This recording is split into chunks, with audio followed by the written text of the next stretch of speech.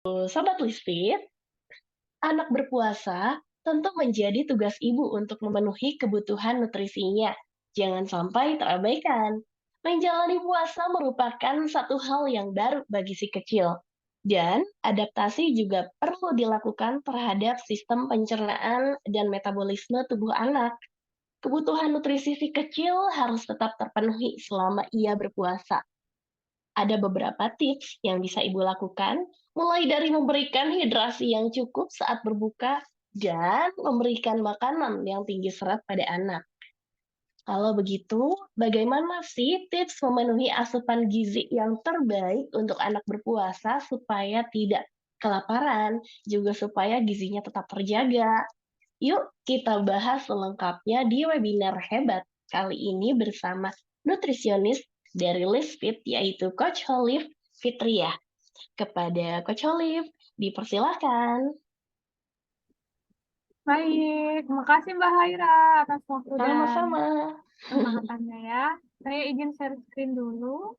Baik, Baik, untuk materinya apa sudah bisa dilihat nih di layar masing-masing? bisa Coach? Jelas. Oke, saya mulai ya. Assalamualaikum warahmatullahi wabarakatuh. Selamat pagi semuanya, selamat berakhir pekan. Selamat menikmati weekend ya. Sambil weekend kita tetap sharing di sini, diskusi juga terkait dengan masalah gizi, yaitu kecil ya, apalagi sekarang juga udah bulan Ramadan, yaitu bulan puasa, maka tentu bagi beberapa orang bunda atau mama di sini ada yang punya anak lagi puasa. Harusnya sih ini awal-awal, tapi it's okay ya, kita masih bisa ngikutin karena puasa baru jalan 2 minggu. Materi terkait hari ini adalah bagaimana nih caranya memenuhi asupan nutrisi yang tepat untuk si kecil yang lagi puasa. Nah, berikut ada beberapa outline yang akan saya sampaikan. Yang pertama, terkait dengan bagaimana melatih anak untuk berpuasa. Yang kedua, manfaat puasa itu sendiri bagi si kecil.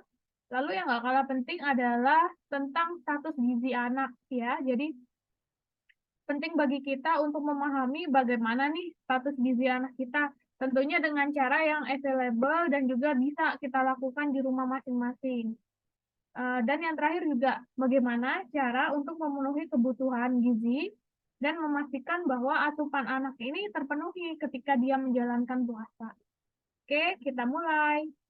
Yang pertama di sini terkait puasa itu sendiri. Jadi usia berapa nih sebenarnya si kecil udah boleh berpuasa? Nah, kalau misalnya kita tinjau dari sisi agama sendiri, bahwasanya puasa ini bisa dimulai ketika seseorang sudah memasuki usia akhir balik atau disebut juga dengan usia pubertas. Di mana kalau misalnya untuk anak laki-laki itu ada di usia 9 hingga 14 tahun ini sudah harus mulai berpuasa. Dan anak perempuan usia 8 hingga 13 tahun. Nah, tentu di usia ini kan tentu sudah berpuasa ya. Dan bagaimana nih kita untuk memulai puasanya atau mengajari dan melatihnya? Nah, ini yang aman berdasarkan beberapa riset dan penelitian adalah dimulai ketika usia 7 tahun. Dan itu juga tidak bisa dilakukan secara full. Namun harus bertahap di jam-jam makannya ya. Jadi kita nggak bisa mengajak si kecil ini untuk makan menahan lapar dan haus selama 14 jam berpuasa. Tapi kita harus mulai dari range waktu yang pendek. Misalnya kita mulai dari 4 jam. Lalu ketika dia udah mulai oke, next berikutnya kita mulai lagi ke 5 jam. Udah oke lagi nih, mulai lagi 6 jam, begitu pun seterusnya. Nah, lalu untuk anak-anak sendiri apa boleh nggak sih kalau misalnya saya mau ngajarin si Dede puasa ketika usianya masih di bawah 7 tahun. Nah, sebenarnya ada dua catatan penting yang akan saya berikan di sini. Yang pertama adalah ketika anak-anak, terutama di bawah usia 5 tahun ya, at least juga di bawah 7 tahun, dia memiliki metabolisme yang cepat. Artinya, pembakaran dan penggunaan glukosa di dalam tubuhnya itu jauh lebih cepat dibandingkan dengan orang dewasa. Nah, yang poin kedua adalah anak-anak ini tidak memiliki cadangan glikogen sebanyak pada orang dewasa. Jadi kalau misalnya dia di diupayakan atau dipaksa untuk berpuasa terlalu dini, justru itu akan menyebabkan hipoglikemi atau kondisi di mana glukosa di dalam darah tubuh itu akan mengalami penurunan secara drastis. Efeknya apa sih ketika si kecil ini hipoglikemi? Yang pertama, tentu kalau misalnya dalam range atau kategori yang ringan-ringan nih, mulai kerasa kalau dia itu lemas, lesu, lalu kok kelihatannya nggak ada semangat, dan dalam jangka yang beberapa waktu atau beberapa waktu tertentu justru dapat berakibat hal yang tidak diinginkan. Misalnya apa? Misalnya si dedenya nanti bisa kejang-kejang, lalu hilang kesadaran. Nah, itu adalah dampak hipoglikemi yang terjadi secara berat.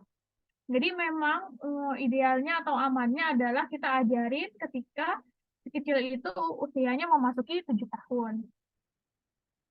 Nah, lalu untuk manfaat dari puasa ini bagi si kecil apa aja? Yang pertama, kita tinjau dari manfaat kesehatan fisik si anak ya. Tentu dengan berpuasa, maka pencernaan dan juga enzim di dalam tubuh akan mengalami proses yang namanya istirahat. Nah, ketika istirahat ini, maka juga akan terjadi penyesuaian dan juga regenerasi yang baru, di mana sel-sel tubuh juga akan ikut meregenerasi. Nah, sel-sel yang rusak nantinya akan diperbarui dengan sel-sel baru yang dikenal dengan proses yang namanya autofagi. Lalu, untuk detox-detox dan juga zat-zat sisa yang masih ada di dalam tubuh ketika berpuasa nanti juga akan perlahan dikeluarkan. Nah, ini manfaat dari sisi fisik si anak. Selain itu juga mengajari berpuasa juga tentu dapat mencegah dan menurunkan risiko obesitas. Apalagi kan kita tahu kalau sekarang ini masalah gizi nggak hanya berfokus pada anak-anak yang mengalami kekurangan atau mengalami kurang gizi aja. Tapi di sisi lain ternyata banyak anak-anak yang mengalami kelebihan gizi bahkan obesitas. Ya, salah satunya dengan berpuasa tentu kita dapat mengurangi atau menurunkan risiko tersebut. Lalu yang kedua dari sisi psikologi dan juga spiritual si anak ya, tentu berpuasa adalah mengajarkan kepada si anak ini adalah untuk sabar. Sabar menahan rasa haus, lapar, dan juga lebih mensyukuri hidup ketika adanya waktu berbuka. Nah, jadi ketika berbuka dia jadi lebih bisa mensyukuri semua makanan yang ada di depannya atau di meja makan. Lalu juga bisa mensyukuri hidup karena ternyata begini loh rasanya ketika kita nggak bisa makan, seperti mungkin teman-teman atau saudara kita lainnya yang sedang kelaparan atau tidak memiliki makanan. Nah, jadi ini dua manfaat yang bisa kita dapat kalau misalnya kita mengajari kecil berpuasa. Nah, lalu selanjutnya bagaimana cara melatih kecil untuk berpuasa? Yang pertama, jangan dipaksa untuk berpuasa secara full time seperti kita, yaitu penuh ya. Kita buat range yang dari jam paling pendek menuju jam yang meningkat gitu. Misalnya dari mulai hari pertama kita ajari per 4 jam dulu nih makannya. Lalu hari kedua kalau misalnya udah berhasil, si kecil nggak komplain, dia nggak lemas, dia tidak menunjukkan tanda-tanda yang mengkhawatirkan, kita bisa naikkan ke 5 jam baru berbuka, 6 jam, 7 jam, dan bila memungkinkan boleh dilakukan hingga full seperti orang tuanya. Yang kedua, ini yang seringkali menjadi catatan untuk kita semua, yaitu hindari memaksakan si kecil untuk makan yang banyak saat sahur. Karena kita kan mikirnya gini, oh ternyata ketika berpuasa, si dede ini cuma punya 2 jam makan, yaitu waktu sahur dan berbuka. Jadi saya harus banyak-banyakin nih ngasih makannya pas sahur, biar nanti siangnya nggak lemas atau biar kebutuhan kalori hariannya tercukupi dengan baik. Nah, justru hal ini tidak baik karena akan membuat si kecil itu merasa tersiksa yang pertama. Yang kedua tentu makan berlebihan juga membuat dia tidak optimal untuk melakukan aktivitas. Jadinya kekenyangan, malah dia malas buat ngapa-ngapain. Yang ketiga adalah memastikan bahwa kebutuhan cairan atau minumnya itu tercukupi. Jadi kalau untuk anak-anak di usia 5-7 tahun setidaknya itu mengkonsumsi air atau minum 5 gelas per hari. Dan di atas 7 tahun 6 sampai 17 per hari, lalu di atas 12 tahun adalah 18 per hari. Jadi asupan cairannya juga harus menjadi catatan bagi kita semua.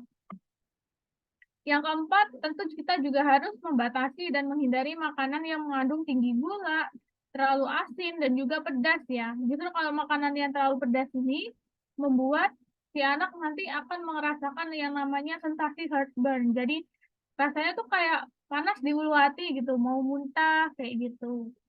Dan yang terakhir, kalau misalnya si kecil lagi berpuasa atau lagi belajar puasa, kita juga harus membatasi aktivitas dan juga kegiatan yang ia lakukan secara fisik dan olahraga, misalnya intensitas-intensitas tinggi. Nah, ini harus dibatasi karena justru akan membuat dia cepat kelelahan dan juga cepat kehabisan cadangan glukosa. Nah, contohnya apa? Misalnya kalau si dedenya laki-laki, tentu dia lagi sukanya main bola. Nah, untuk olahraga yang berat, misalnya main bola, sebaiknya dibatasi dulu. Nah, jadi teman-teman semua ini adalah kurva CDC ya. Jadi, kalau misalnya kita ingin mengetahui atau ingin mereview ya, atau mengkaji bagaimana nih status gizi anak saya gitu ya. Apakah anak saya bisa melakukan puasa karena status gizinya udah cukup, atau oh sebaiknya saya tunda dulu nih, saya perbaiki. Kan kasihan juga kalau misalnya si dedenya underweight atau kurang gizi, terus kita ajari untuk berpuasa. Jadi kita bertahap aja ya. Nah, ada beberapa sebenarnya. Yang pertama itu yang bisa kita lakukan adalah menghitung Z-score-nya. Tapi di sini Z-score tidak saya tampilkan karena perhitungannya cukup rumit dan butuh pemahaman yang lebih ekstra. Jadi ini adalah yang paling available dan juga paling bisa kita lakukan semua dengan melakukan plot pada kurva CDC. Ini yang biru kurva CDC untuk anak laki-laki, sedangkan yang pink untuk anak perempuan. Nanti teman-teman juga bisa download file aslinya. Nah, di sini bagaimana nih kalau misalnya kita pengen tahu apakah anak saya atau si kecil ini status gizinya masih normal atau enggak gitu. Kita plot aja berat badannya di angka ini. Misalnya ini usia 2, 3, 4, 5, 6, 7 di bawah ini adalah usia dalam tahun. Dan ini ada BMI ya. Nanti ada juga yang menggunakan berat badan. Nah, nanti teman-teman tinggal plot aja. Misalnya di usia 5 tahun nih berat badannya sekian. Nah, kalau misalnya ada di range yang garis tebal, warnanya tebal di sini, berarti status gizinya normal ya. Jadi paling tidak dia ada di kurva antara ini dan ini. Kalau misalnya makin ke atas, makin ke sini berarti cenderung kelebihan berat badan dan obesitas. Tapi kalau misalnya ada di bawah, cenderung ke bawah, kalau titiknya ada di warna biru yang di bawah sini, di garis ini, berarti cenderung kekurangan berat badan atau kekurangan gizi. Jadi ini paling gampang kita pakai ini aja ya, diplot aja nanti berat badan dan juga usianya. Nah, selain itu juga yang bisa kita lakukan adalah dengan melihat secara langsung atau kita perhatiin nih seperti apa tubuh anak-anak kita. Nah, lalu kita interpretasikan dengan body image silhouette chart. Jadi chart ini bisa digunakan untuk merepresentasikan apakah status gizi anak kita sudah baik atau belum. Kalau misalnya yang baik, yang mana? Yang ada di nomor 3. Ini untuk anak laki-laki dan ini untuk anak perempuan. Jadi tidak kekurangan maupun tidak kelebihan. Lalu untuk yang underweight atau kurang bagaimana? Itu ada di nomor 1 dan 2. Nih untuk anak laki-laki dan perempuan di sini. Lalu untuk yang kelebihan berat badan atau overweight ada di nomor berapa? Ada di nomor 4 hingga 5. Nih, ini mulai ada tanda-tanda kelebihan berat badan. Dan yang obesitas ada di nomor berapa? Ada di nomor 6 dan 7. Ini udah kelihatan ya, kalau yang nomor 6 dan 7. Jadi kita bisa kira-kira sendiri nih, kalau kita misalnya selain melakukan plot pada kurva CDC, kita juga bisa memperhatikan bentuk tubuh anak kita. Nah, ini adalah kebutuhan gizi untuk anak-anak berdasarkan peraturan Menteri Kesehatan yang terbaru bahwa kebutuhan gizi anak-anak ini dikelompokkan berdasarkan usia dan juga jenis kelaminnya. Misalnya si Dede usianya sekarang 11 tahun. Kebetulan si Dede laki-laki, berapa kebutuhannya? Nah, kebutuhan kalori hariannya itu 2000 kilokalori. Gede ya, karena memang metabolisme anak-anak itu besar. Lalu proteinnya berapa? 50. Lemaknya berapa? Totalnya 65. Setidaknya dipenuhi dari omega 3 dan omega 6. Nah, omega 3, omega 6 ini nanti banyak banget terdapat di ikan dan juga alpukat. Jadi memang harus banyak-banyak ngasih lemak baik untuk kecil ya. Lalu karbohidratnya berapa? Karbohidratnya 300 gram, seratnya 28 gram, dan kebutuhan airnya 1850 mili, 1,8 liter. Nah, ini adalah tahap-tahap yang harus kita perhatikan ketika kita akan melatih si kecil berpuasa. Yang pertama, pastikan dulu terkait kondisi kesehatannya. Apakah dia lagi sakit, lagi kurang fit, atau mungkin punya gangguan tertentu. Misalnya, si kecil lagi diare nih, jadi kayaknya nggak dulu puasanya, belajar puasanya nanti aja. Atau mungkin ternyata si kecil punya penyakit bawaan, misalnya diabetes mellitus tipe 1. Jadi perlu untuk dikonsultasikan dulu dengan dokter spesialis anaknya.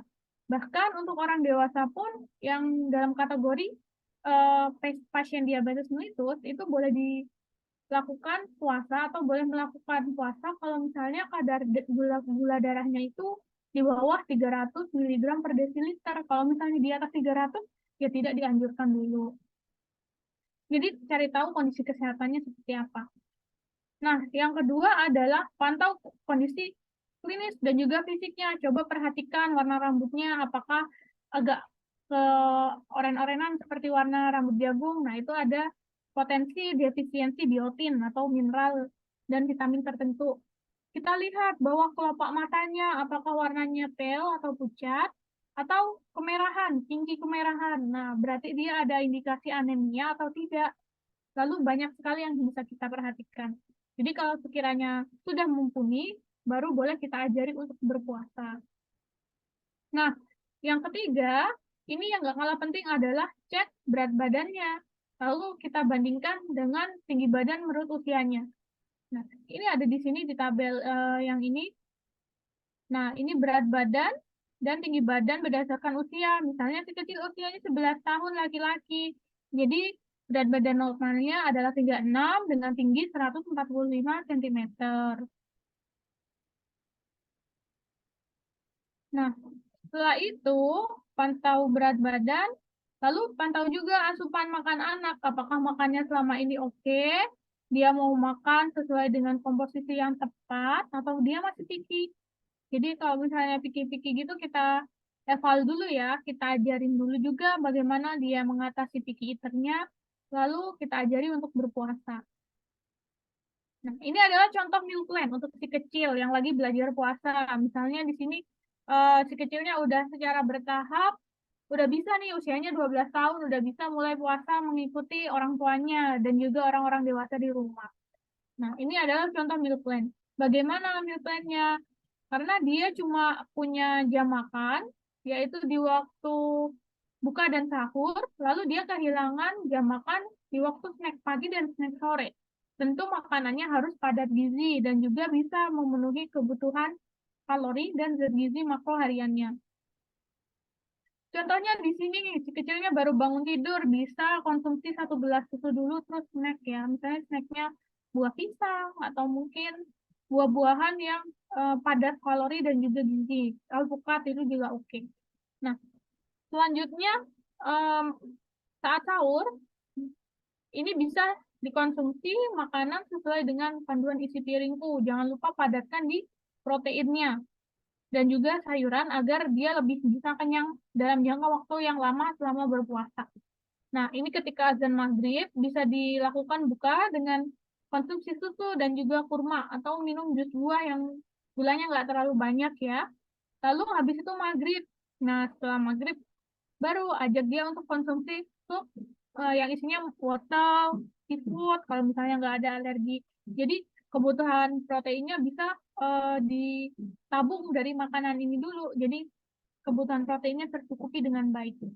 Dan setelah tarawih baru makan lagi sesuai dengan panduan isi piringku. Dan nggak lupa juga nanti sebelum dia bobo pastiin juga udah minum susu dan juga konsumsi snack dalam porsi yang kecil. Jadi agar gak begah juga, selain itu juga untuk memenuhi kebutuhan kalori hariannya. Nah, untuk jumlah makanan pastikan jumlahnya itu sesuai dengan kemampuannya. Nggak apa-apa. Jadi misalnya ternyata dia kalau hanya makan 2 kali di jam sahur dan juga jam buka nggak kuat ternyata makan banyak-banyak, maka yang bisa kita lakukan adalah membuat porsi makan itu jadi jauh lebih kecil tapi frekuensinya yang lebih sering. Jadi makannya dikit-dikit tapi sering. Nah, jadi ditabung dikit-dikit kan nanti lama-lama juga terpenuhi semuanya. Yang kedua, perhatikan jenis makanannya, terutama terkait pemenuhan protein hewani bagi anak-anak, karena dia juga lagi fase dan masa pertumbuhan, jadi kita harus optimalkan juga konsumsinya dari sumber pangan protein hewani. Pastiin ada daging, telur, ikan, dan susu ya, minimal 1 aja di sesi makan utama dia, atau di makan yang sesuai isi piringku itu. Nah, tips tambahan lagi, kalau misalnya makan sahur ini sebaiknya makan-makan di dekat waktu azan. Jadi dia punya space untuk kenyangnya itu jauh lebih lama. Jangan ketika dia baru bangun 2:30 kita ajak makanan. Jangan dulu dong. Jadi utamakan makannya itu dekat-dekat jam imsak atau waktu azan subuh ya. Jadi dia nanti punya waktu kenyangnya juga lebih lama. Tentu harus dihindari juga makanan yang pedas dan berlemak, biar nggak gampang haus dan juga sakit perut. Lalu, barangkali si kecil suka ikut-ikutan nih minum minuman yang ada kafeinnya. Misalnya ada di teh, walaupun jumlahnya kecil, tapi sebaiknya dibatasi.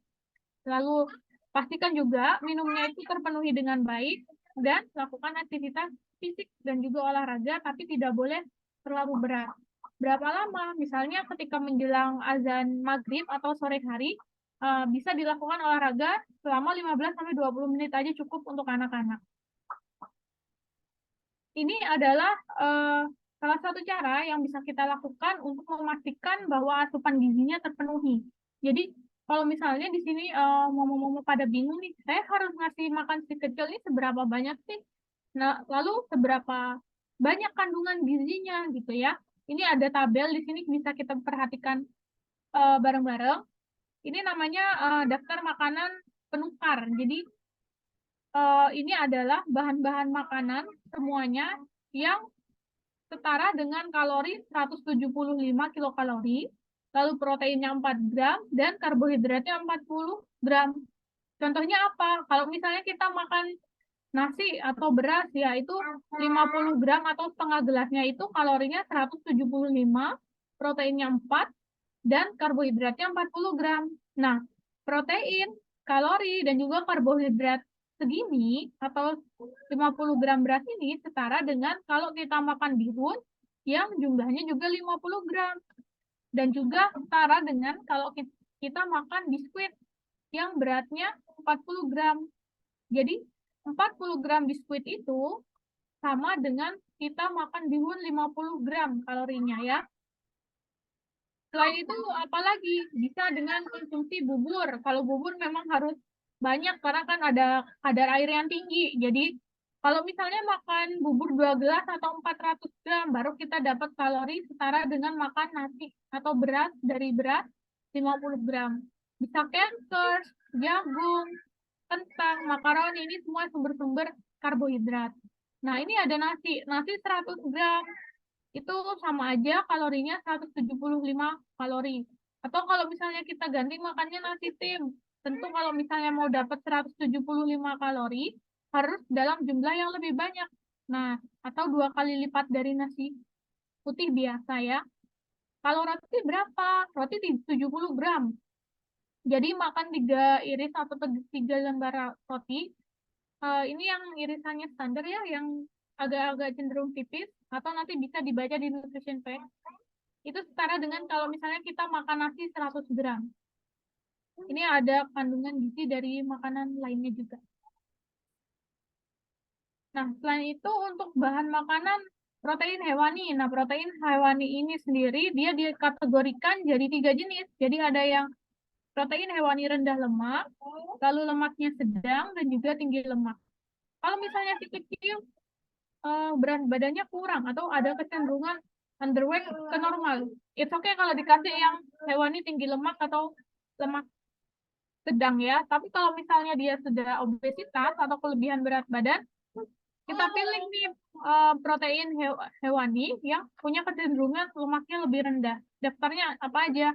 Bisa dilihat di tabel ini. Jadi bisa dari ayam tanpa kulit, daging kerbau, ikan segar, dan lain sebagainya. Ini kita perhatikan juga keterangan di tabel paling pojok atau paling akhir di sini ada KO+, PR+, Na+, ini adalah protein, maksud saya ini adalah mineral yang tinggi di pangan tersebut. Misalnya di sini ikan asin, tentu 15 gram ikan asin ini kita bisa konsumsi dengan mendapatkan 7 gram protein. Tapi yang menjadi catatan tambahan di sini adalah kalau ternyata konsumsi ikan asin ini juga natriumnya tinggi gitu. Jadi memang harus pintar-pintar kita dalam memilih dan juga memilah. Begitupun dengan yang lemaknya sedang dan juga lemaknya tinggi. Lalu selanjutnya, selain protein hewani, ada juga protein nabati. Jadi, satu satuan penukar atau yang kandungan gizinya setara dengan 75 kilokalori, 5 gram protein, 3 gram lemak, dan 7 gram karbohidrat itu apa? Misalnya kalau kita makan kacang hijau 20 gram atau 2 sendok makan. Lalu misalnya kita juga makan atau si kecil makan kacang kedelai 25 gram atau 2,5 sendok makan itu setara dengan 75 kilokalori. Begitupun bahan makanan lainnya di sini ada tahu, tempe, dan juga oncom. Lalu untuk sayuran, nah sayuran ini dia digolongkan menjadi 3, yaitu ada sayuran golongan A, golongan B, dan juga golongan C. Sayuran golongan A ini dia sayuran yang kandungan kalorinya paling sedikit, jadi bisa diabaikan. Jadi kita makan seberapa banyak pun kita nggak akan mendapatkan kalori yang tinggi di badan kita, tapi seratnya banyak. Contohnya apa? Ada gambas, jamur, timun, ada labu, selada, tomat. Nah, makanya kenapa kalau kita cek meal plan list itu selalu nggak jauh-jauh ada yang namanya labu rebus, lalu ada selada di omelet atau di sandwichnya, karena memang kalorinya ini sangat kecil. Jadi kalau misalnya kita makan, walaupun kita kenyang, makan sayuran ini dalam jumlah yang banyak, tapi kalori yang didapat itu sedikit. Nah, ini pas banget untuk orang-orang atau mungkin anak-anak yang mengalami kelebihan berat badan dan juga obesitas. Lalu selanjutnya ada sayuran B, di mana dalam 100 gramnya atau mengandung kalori sebesar 25 kilokalori, 1 gram protein, dan 5 gram karbohidrat itu apa aja? Di sini bayam, 100 gram bayam, beet, buncit, brokoli, daun pakis, kangkung, ini kurang lebih 100 gramnya hampir sama mengandung 25 kilokalori. Begitupun dengan sayuran golongan C. Nah, kalau golongan C ini kalorinya yang lumayan paling tinggi di antara jenis golongan A dan juga golongan B. Contohnya ada bayam merah, katu, daun pepaya, daun singkong. Nah, ini per 100 gramnya 50 kilokalori. Nah, selain itu yang nggak kalah penting adalah terkait dengan buah dan juga gula ya. Kalau gula tentu kan 1 sendok makannya udah ketahuan 50 kilokalori.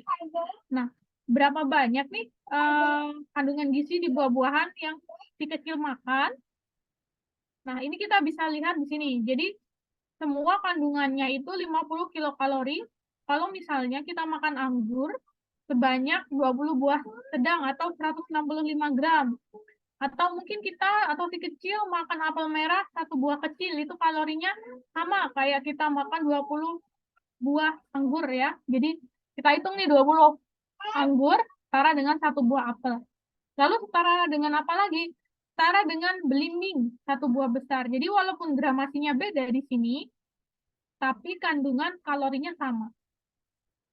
Dan yang gak kalah penting karena si kecil juga dari ada di fase yang bertumbuh, tentu ada yang namanya tambahan susu. Jadi susu sendiri dibagi jadi 3 jenis, ada yang lemaknya dihilangkan atau susu tanpa lemak, lalu susu yang rendah lemak, dan juga tinggi lemak.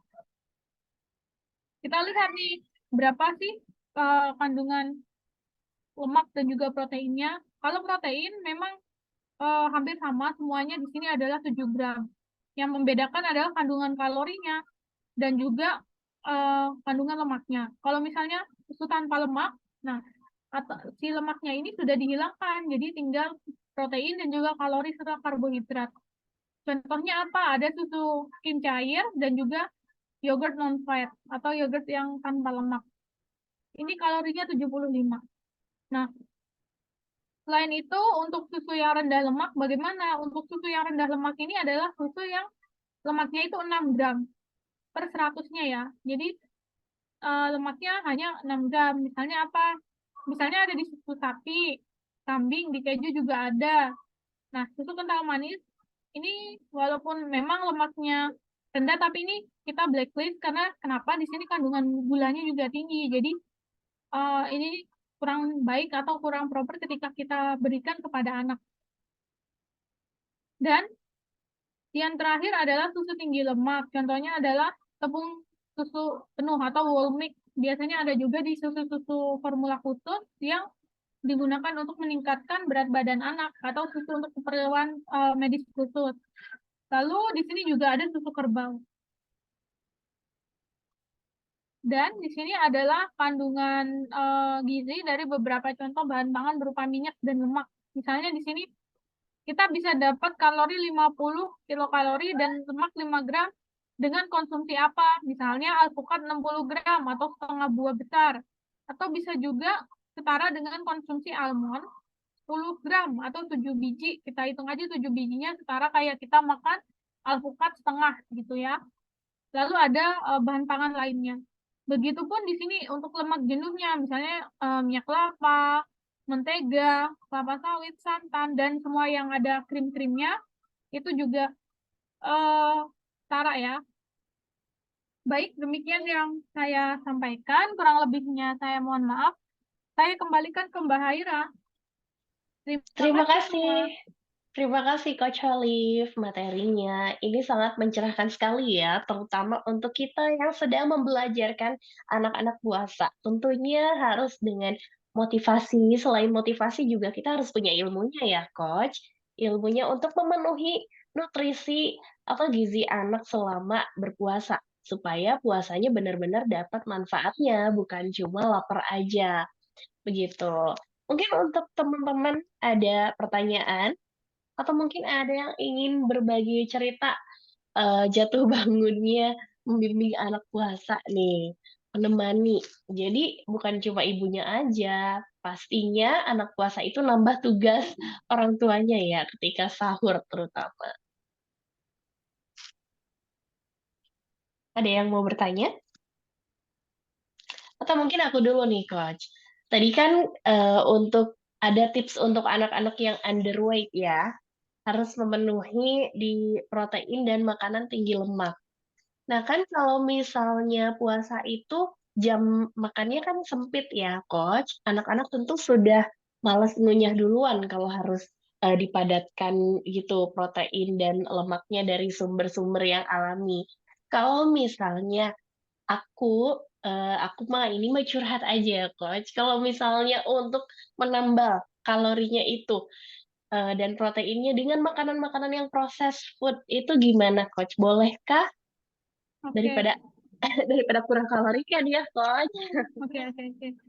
Mungkin, iya benar. Jadi kalau mau ngasih UPF atau yang makanan proses kayak yang kita simpel-simpel aja dikasih biskuit atau apa, oke, masih diperbolehkan, tapi dengan catatan tidak dalam jumlah yang terlalu berlebihan.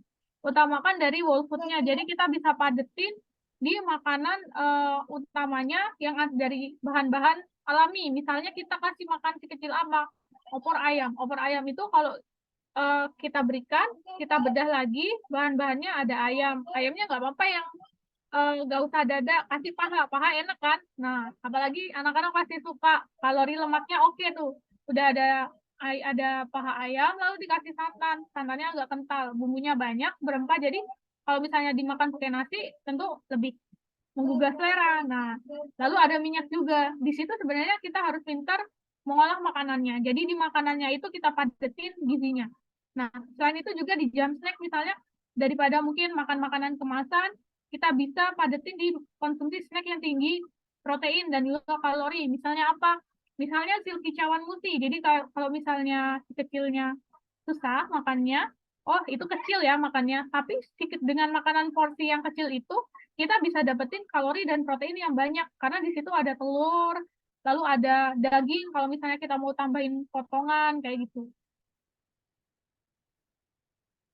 Oke, tips bagus nih. Jadi kita bikin cawan musi ya, Coach. Dalamnya sudah ada Benar, edamame, sudah ada telur, juga sudah ada jamur, dan enak pastinya. Aduh, jadi pengen ke sushi teh, pemirsa.